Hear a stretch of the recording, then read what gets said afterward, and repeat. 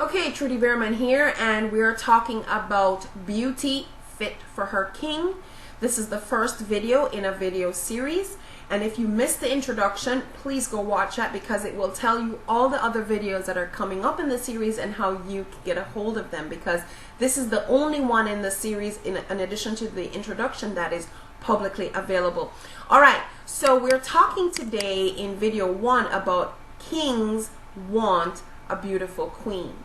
And the context is coming out of Esther chapter 2. The concentration is verses 8 through 17. So let's jump right in. Kings want a beautiful queen, a search for a queen.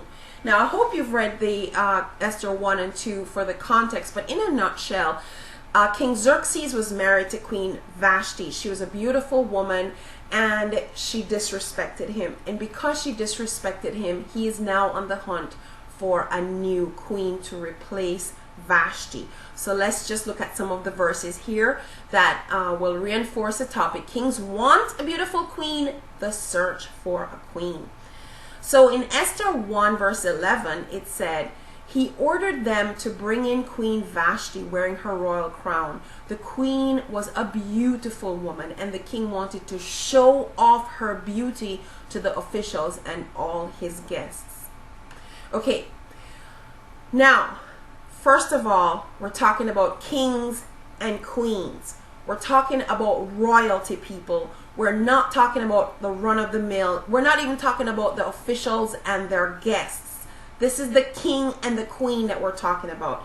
If you are a Christian, I hope you have embraced your identity as a child of the king. I hope you have embraced your royal status. I really hope so. If not, I hope that you will by the end of this video series. Now, we're talking about a king. Now, a king is a very special man. Very special. He's not an ordinary man. And ladies, if you are looking for a king, you are looking for an ordinary. You're not looking for an ordinary man. You are looking for a very special man. This is a king.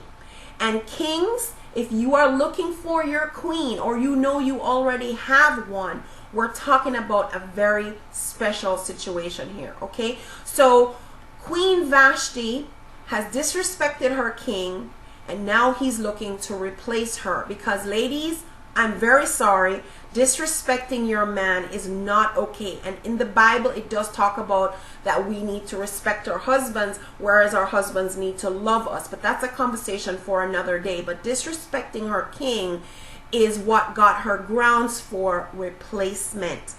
All right, kings. So let's look at the search for a queen. So Esther 2 verses 1 through 4 says,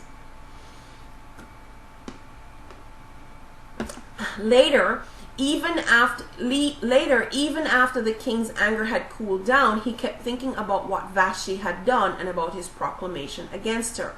So some of the king's advisors who were close to him suggested, why don't you make a search to find some beautiful young virgins? You can appoint officials in every province of the empire and have them bring all these beautiful young women to your harem here in Susa, the capital city. Put them in the care of Haggai, the eunuch who is in charge of your women, and let them be given a beauty treatment. Then take the young woman you like the best and make her your queen in Vashti's place. Let me fast forward to Esther 2 verse 17 where Esther is chosen. It says the king liked her more than any of the other women, and more than any of the others she won his favor and affection. He placed the royal crown on her head and made her queen in place of Vashti. Okay, there's a lot going on here. I could really say so much, but I'm going to focus in on kings want a beautiful queen, the search for a queen. Now, here's the thing. Not only are kings and queens royalty, but here's the deal. If a woman who is a queen marries a man that does not make him a king, we know this looking at the Queen of England, for example. She's married, her husband is not called king. Whereas Prince William, who is in line to be king, married Kate, who they call a commoner, and by virtue of that fact, she will be a queen one day. So listen up. A king is a very special man. And if you are wanting to marry a king, then you need to be a certain kind of woman. And here in the search for the king, this king is sequestered. He's not mixing with the local crowd. He has people who are out there looking for him to help him narrow down the pool of women from which he'll make his selection. Ladies, this is still happening today. There are some very, very high profile men, and they're very careful about who they select, because, you know, look at Trump. I mean, like him or not, the fact of the matter is that he married this foreign woman. She was a beauty queen herself, and now she may be one day be the first lady of the United States. Who knows? So the point is, kings are very, very special men, and they want a beautiful queen. Here, the king brought Queen Vashti out not just because he wanted to bask in her beauty, but he wanted to show off her beauty.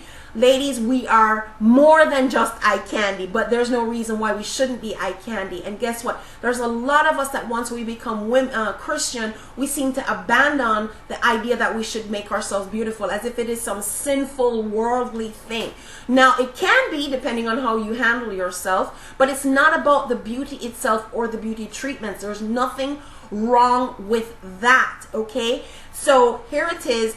There's like a beauty contest that went on throughout the empire. The most beautiful in each province was brought into Susa, the capital city. So here we have a pool of beautiful women, but that's not enough. This pool of beautiful women went through beauty treatments before they were brought to the king. They weren't just, you know, selected and brought to the king. They were selected, and then they went through a period of beauty treatments before they were brought to the king. And from that pool of beautiful, beautified women, the king made his choice. He chose Esther. Esther was not just beautiful. Esther was not just beautified. Esther, he liked her. It says the king liked her more than any of the other women, and more than any of the others, she won his favor and affection. So ladies, this is huge. And the next video coming up in the series is, if you want to be a queen, be the best version of you. Kind of giving you a lot of big hints here as to what's coming.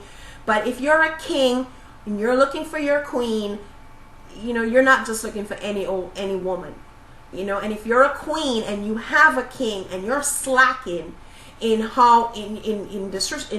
you're disrespecting your man, or maybe you're not keeping up your beauty, you know, I mean, a man wants to look at a beautiful woman, okay? You need to make yourself real beautiful here for him. And it's not just external beauty, ladies, it is internal beauty, because Queen Esther, the woman who was chosen, was Esther. And of all these beautiful, beautified women, she was chosen because she won his favor and affection. He liked her. This king liked her. All right.